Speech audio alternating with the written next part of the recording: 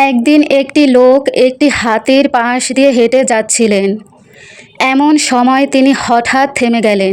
একটি বিষয় মনে দ্বিধা তৈরি করায় তিনি থমকে যান। তিনি দেখতে পেলেন যে এত বড় প্রাণীগুলো শুধুমাত্র সামনের পায়ে ছোট্ট একটি দড়ি দ্বারা বাঁধা হচ্ছিল, কোনো চেইন বা কোনো খাঁচা নয়। এই দড়ি এত বড় প্রাণীর পক্ষে ছেঁড়া খুব মামুলি ব্যাপার।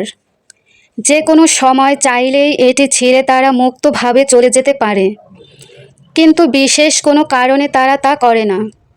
কারণটাই তাকে ভাবাচ্ছিল।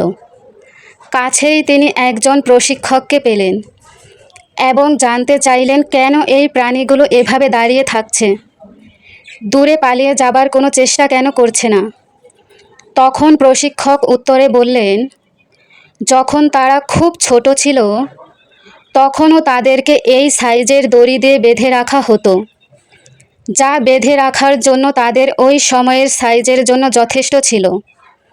বড় হতে হতে তারা ধারণা করতে থাকে এই দড়ি তাদের নিয়ন্ত্রণ করছে, এটি থেকে বেরিয়ে যাওয়া যাবে না।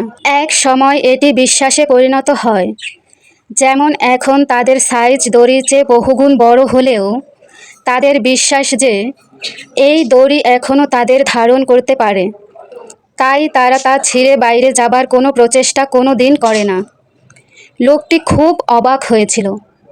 এই প্রাণীগুলো চাইলেই তাদের বন্ধন থেকে বাইরে আসতে পারে, কিন্তু শুধুমাত্র তারা পারবে না।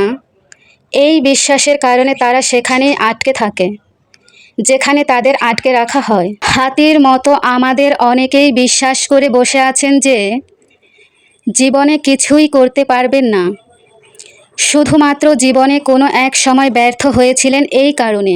ব্যর্থতা হলো শেখার একটি অংশ। জীবন সংগ্রামে কখনো হাল ছেড়ে দেওয়া উচিত নয়। এই গল্পটা আমার জীবনের জন্য খুবই গুরুত্বপূর্ণ। আমার এই সমস্যাটা খুব বেশি হয়।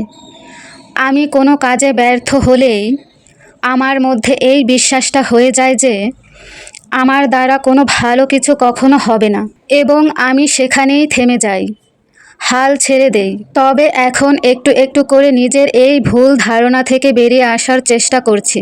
যাই হোক, অনেক কথা বলে ফেলেছি, এখন একটু খাবারের দিকে মন দেই।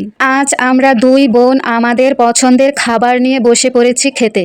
আজকে আছে ম্যাগি নুডলস আর আলু ভাজা বা ফ্রেঞ্চ ফ্রাই, যাই বলেন না কেন, কিন্তু আমার আলু ভাজা বলতেই ভালো লাগে। এগুলো সব আমার ছোট বোন বানিয়েছে। সে আবার এসব রান্না করতে এক্সপার্ট। ওর রান্না করা খাবারগুলো অনেক টেস্টি হয় খেতে। এই ম্যাগি আর আলু ভাজাটা কী যে মজা হয়েছিল, কি বলবো। বেচারা বোন রান্না করেছে ঠিকই, কিন্তু এত মজা হয়েছিল যে আমি বেশি খেয়ে ফেলেছিলাম। আপনারা কে কে ম্যাগি আর ফ্রেঞ্চ ফ্রাই বা আমার ভাষায় আলু ভাজা খেতে পছন্দ করেন অবশ্যই কমেন্টে জানাবেন। অনেক অনেক ধন্যবাদ ভিডিওটা দেখার জন্য।